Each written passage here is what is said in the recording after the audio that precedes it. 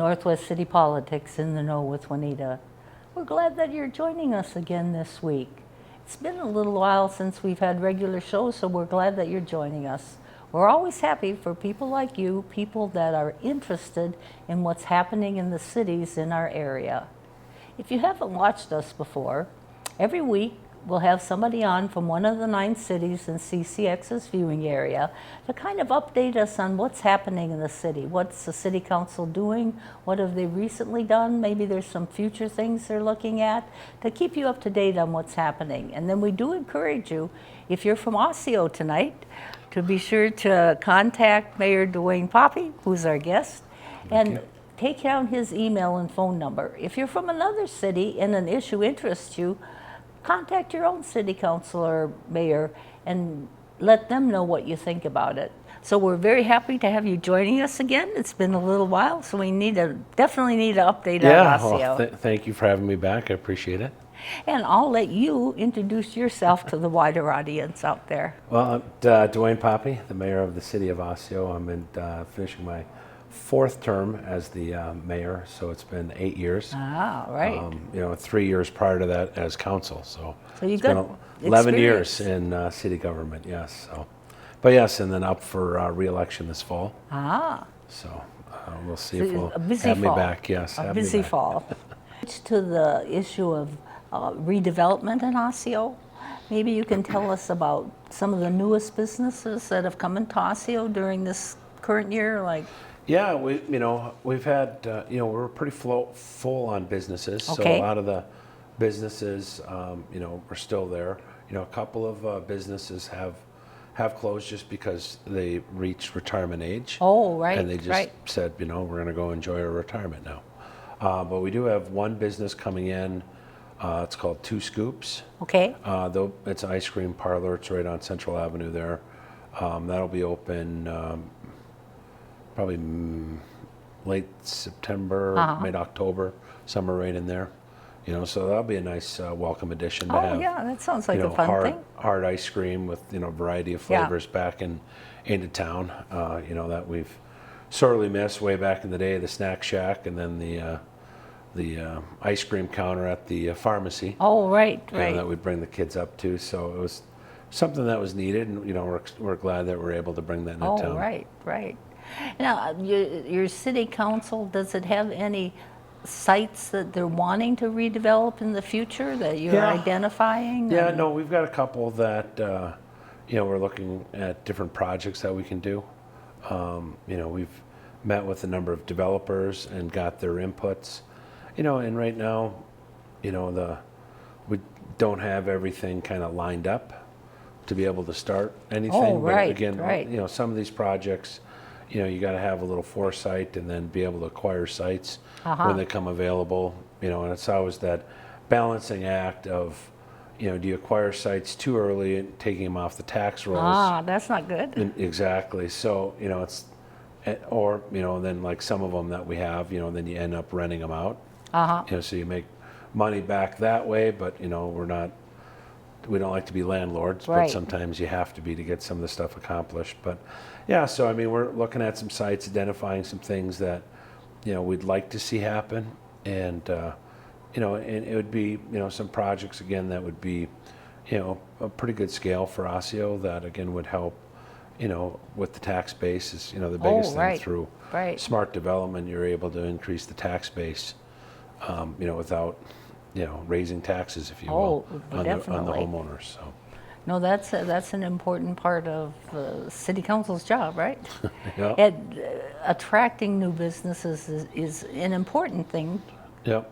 And that maybe you can speak to that a little bit more, because if you go far enough in the past, the city council didn't even get involved in that at all, but now it definitely does. Yeah, you're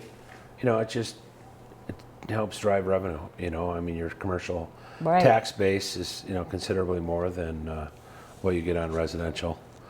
So, and also it brings jobs, brings people to the community. Good livings for people. There's so many things that come from having a good commercial tax base along with your residential tax base. So that's why a lot of cities, they're want jobs. I mean, they want to bring jobs into their community. Definitely. And then, I mean, from the dollars that they get from their jobs, and they, they're at the gas station and the grocery store and, the other little shops. And I mean, the dollar just continues to spread. So that's, another reason why it's so important. And then if you have enough of the right balance of businesses, it attracts people to your city. Correct. Yeah. Yeah. Yeah. It's attracting and retaining quality businesses, which attract and retain quality, people. So. Yeah, part of your job, right? Yeah. Now, you mentioned the Economic Development Authority. Yep. Maybe you can, there might be a lot of people out there that aren't quite familiar with what does that mean when you say that word? Yeah, the EDA is the Economic Development Authority. It's made up of the council and then a business owner and then a resident. So be able to have a broader perspective on, from than what we see at a council level.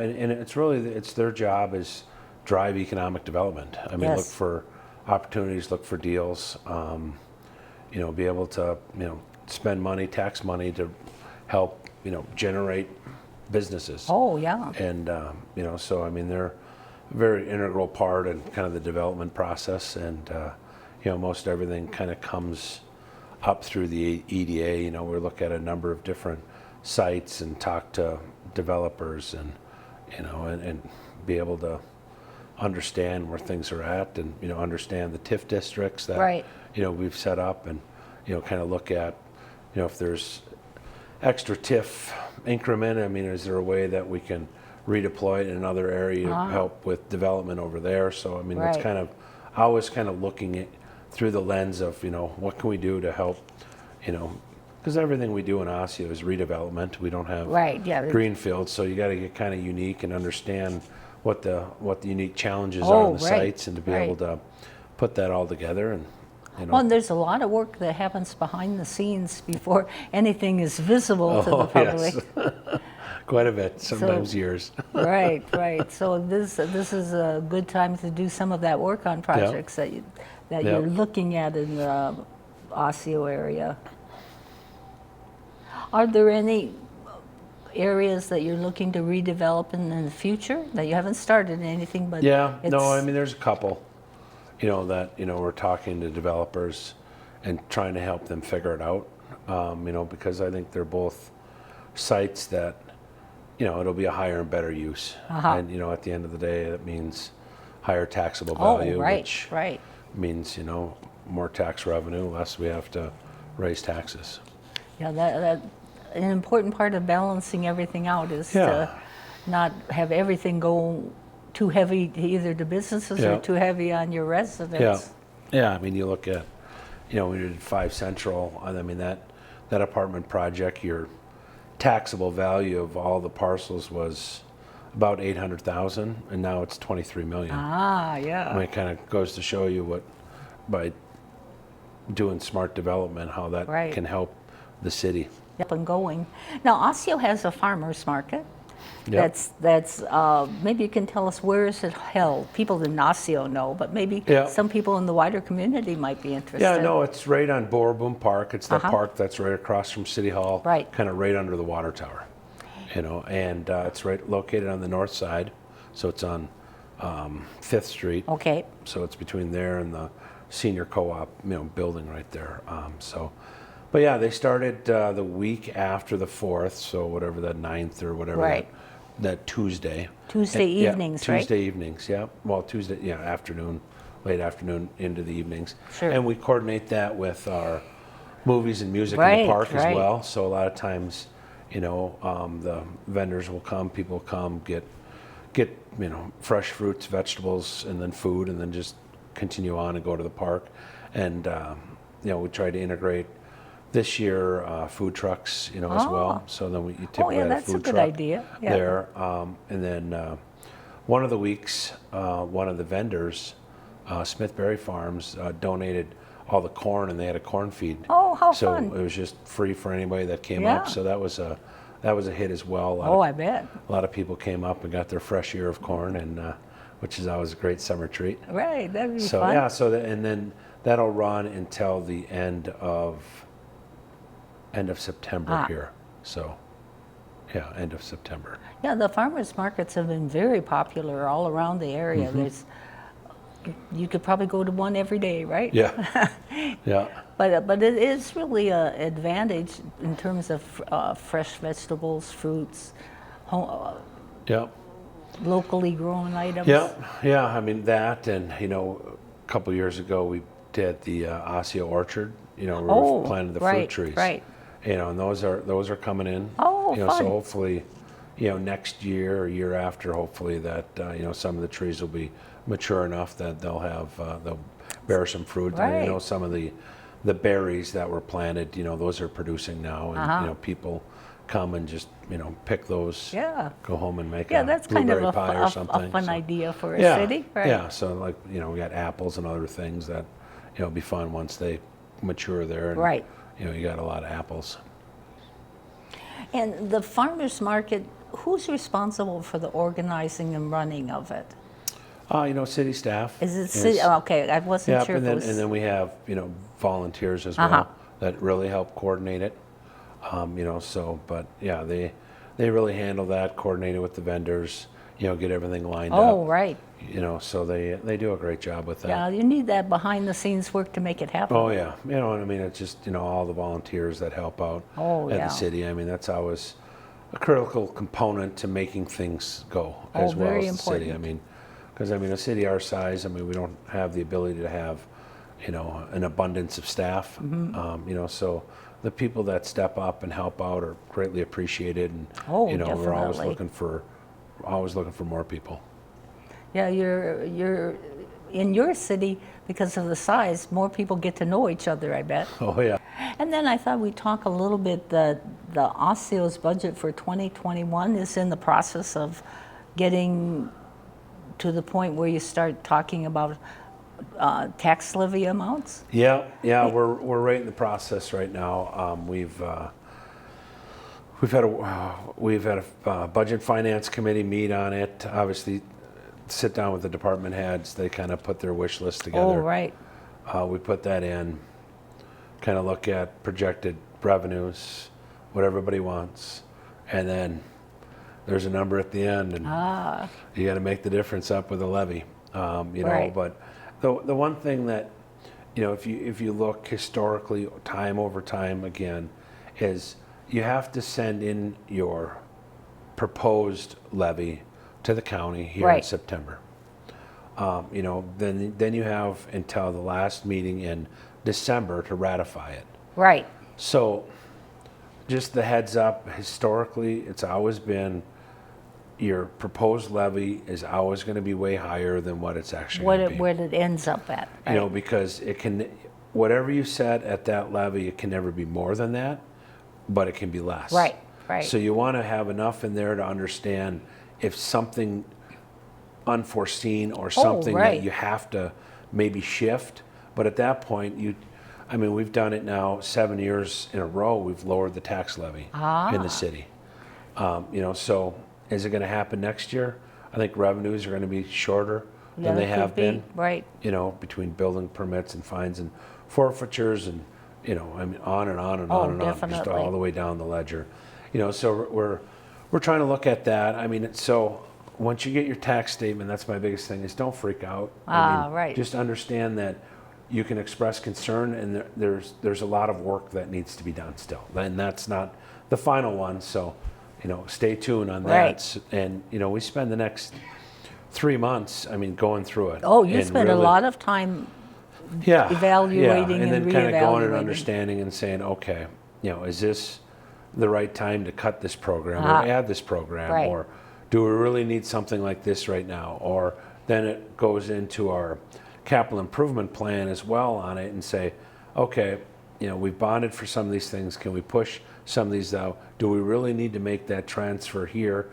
So it really gets into the nitty gritty of right, how the money right. moves around, and try to get that levy as minimal as possible. Right. Because just initially, the expenses were probably 2%, 3% higher than they were. So not a whole lot. Right. But it's just the revenue side is the one, and so it was kind of out of whack. So Oh. we've got to really look at the revenue and it's really hard to make guesses on your Oh, it revenue. is this year. Like summer youth programs next summer. Yeah. Who knows? So I What's mean, you going to gotta, happen, right? Yeah, I mean, we could be shut down again, or they could be back and going. So we're trying to make our best guess estimate. But I mean, at the end of the day, like this year, if we're short on revenue, I mean, that's why you have a reserve. Oh, right. Right. And that's why our goal as a council is to keep that reserve between 40 and 50%. So I mean, you can go a half a year. Then you can deal with Some minor things and be able to kind of work yourself back to where it was. So I mean, it's just the next 3 months. Right. So I mean, like I said, don't freak out when you get it, because well, and then too, I think it's important for people to realize when you get that tax statement, it's including the county and the school district as well as your city. Yeah. And I don't know if all people are thinking about that when they see that amount. Yeah, and I mean, and that's the other thing is you got to understand once you get that, is if the value of your home goes up, right, even though your tax levy's gone down, you're still going to pay more tax, right, just because the value's higher. So that we get usually a lot of calls about that, and it said, no, your property went up, so right, the tax rate went down, but if you're paying less tax on more property, it right, still goes up. and a lot of people don't think those things through before they get all excited about it. Yeah, because at the end of the day, you want your property value to go up, right, not down. Yeah. If you were selling it, you'd be very happy. Exactly, right? exactly. So it depends. So if somebody's following this along, your budget information is on your website? Yep. Yeah, we just had the, we'll have it, that was a work session, but I mean, the info from the work session will be there. We just had that on Monday, and, next council meeting, we'll be, and talking about the budget again, so. Right. I mean, it's kind of out there, all the time. Yeah, because there's some people that like to follow that along, and other people that just want to see the end result. Yeah. And then your city has a AA bond rating. Yep. Why don't you explain to the people out there what a benefit and what a good thing that is? Yeah, because where bond ratings come from is S&P. It's a bond rating agency that it's independent. They review your financials, your governance, your capital improvement plan, financial management plan, fiscal response. I mean, they look at it all. And as you look at bonds, kind of triple B is what they call junk bonds. Okay. And that's you never want to get there. Oh, Things no. aren't going well. And from there, then it's A minus, and that's where Osseo was when we first got there. So we went then you go from A minus to A plus to AA minus to AA. So quite a few jumps so we along moved the it way. up 5 ticks here. And yeah. you know what? I mean, the biggest thing for that is, with your financial, when you issue bonds, they end up being a lot lower interest rate. Oh, right. So what does that mean? I mean, that means you're less money you're paying back, so your levies don't have to be as much. I mean, we just did that one for equipment and some infrastructure improvements, and our bond was under 1.5%. That's pretty good. So if we're borrowing money after under 1.5%, I mean, that's pretty cheap money. So, but so I mean that, you have a lesser bond rating, and I mean, you're probably paying, 20 to 50 basis points higher than that.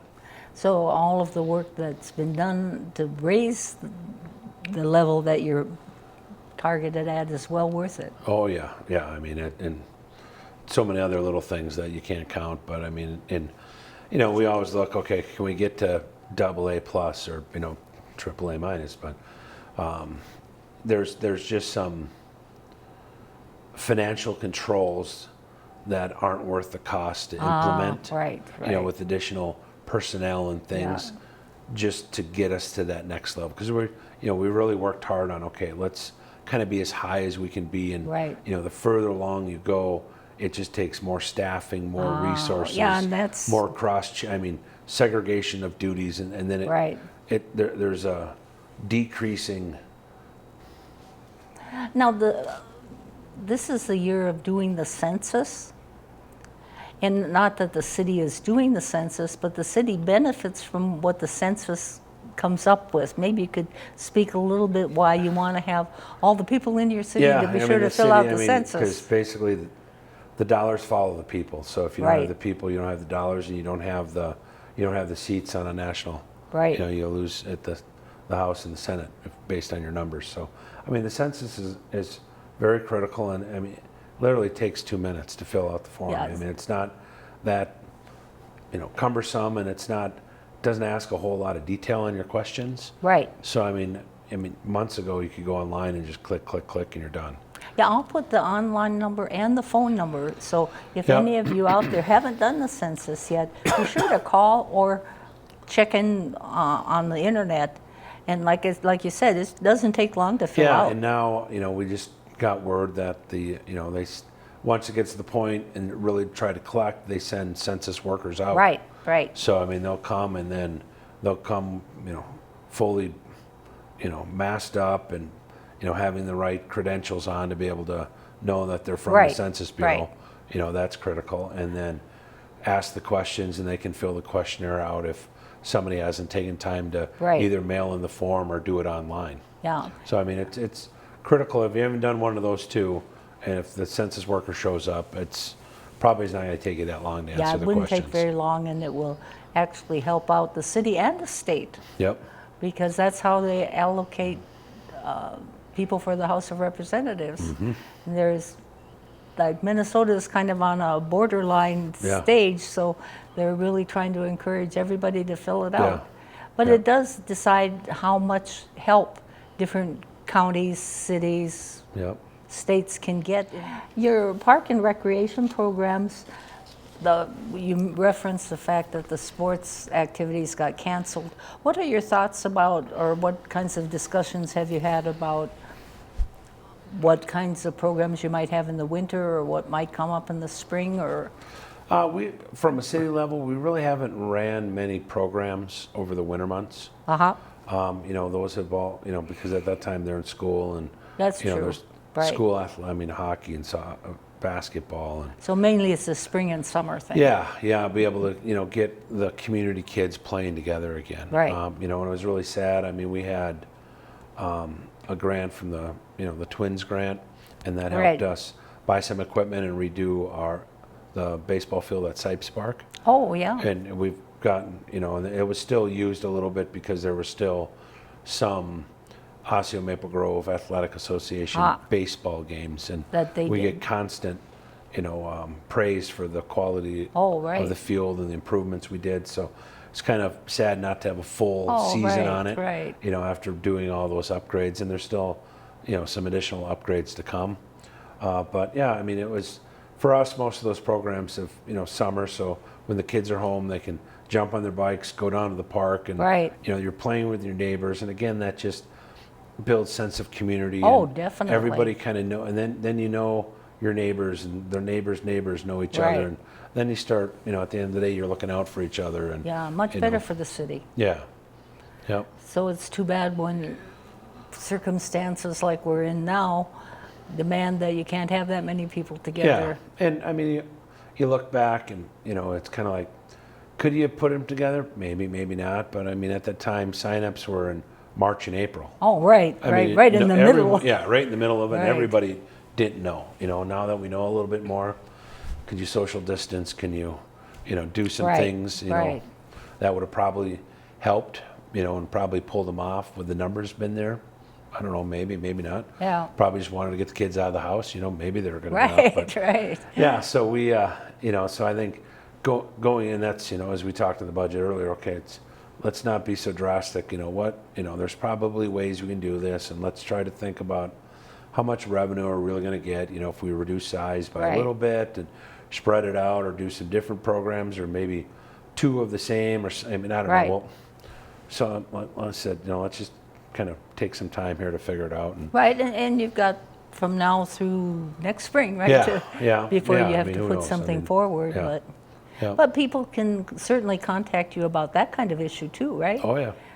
Get their 2 cents worth in. Oh yeah. Whether they think it's a good idea or not. We'd like to always hear, additional input on that, and kind of see where where people are at.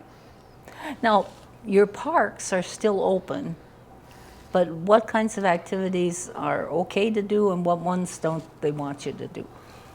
You know, I mean, at the end of the day, it's all about social distancing, you know, face coverings. You know, obviously we have Boer Boom Park with the band shell there. You Right. know, we've got, you know, I mean, no weddings or anything, and now, you know, I think somebody was booking a wedding, so I mean, that's a great place for that. And then, Oh, you know, sure. the community center, be able to have their reception there, and again, how many people per table, and Oh, you know, yeah. it's just That would work trying good. to figure out that. So that was always a nice setting for that. You know, Sipes Park, obviously with the baseball fields, and there's basketball court there. You got tennis court. You know, we put in pickleball equipment a few years ago. That's a more popular game now. Yeah, if people want to go play pickleball, Right. you know, they can go do that as well on those courts. You know, so and then there's some playground equipment as well there. So I mean, there's a variety of things down at Sipes Yeah. Park. And that's one of the things that were acceptable when you were social distancing Yeah, to and, I do mean, things outside. Yeah, and then obviously bring your hand sanitizer and Yep. sanitize up when you're done, and Yeah. you know, so Do all the things that they've been telling us Yeah, for exactly. what, since February, March. yeah, exactly. A Yeah, big change. yeah. Now, you have a park and recreation committee. Maybe you can talk a little bit about that, because that's one of the committees that you have that people can apply to be on and volunteer time in dealing with your parks and recreation area. That was a committee that we set up a few years ago now. Again, trying to get more resident involvement in Right. cities, and bringing forward, you know, youth sports programs, you know, some of the senior stuff, and you know, just parks in general. Be Right. able to, you know, kind of monitor that and just bring forward issues. You know, again, trying to get more voices of people that definitely. want to be involved in those type of activities. You know, so I mean, it's been great. They brought a lot of things forward that, you know, we've acted on. I mean, you know, the number one was, you know, the youth sports programs in the summer. Yeah. You know, they really came forward with a good plan, and I mean, we were able to execute it. You know, obviously a couple of years ago, but Right. you know, but yeah. So and then, but yeah, I mean, it's, you know, just good information, and I mean, if you care about parks and recreation, that's a good place to spend some time. Yeah, and- because I've got that committee meets on the first Tuesday of February, April, June, October, and December. So it's not a huge amount of time, but it needs people that are interested in that area. Correct. Yeah, and then obviously, you know, we'll have, you know, after the elections, we're getting, you know, towards the end of the year, January, you'll have all new committee and, you Right. know, appointments. So this is a good time to kind of look into it. Now, and I want to critical. thank you for, I'm going to have to wave because we Yeah. can't shake hands anymore, but Yes. thank you very much for Yeah. coming and sharing your expertise and Oh, thank helping you. us figure out what's happening in Osseo. We're glad you've been with us, and we'll be looking for you in a week. Bye.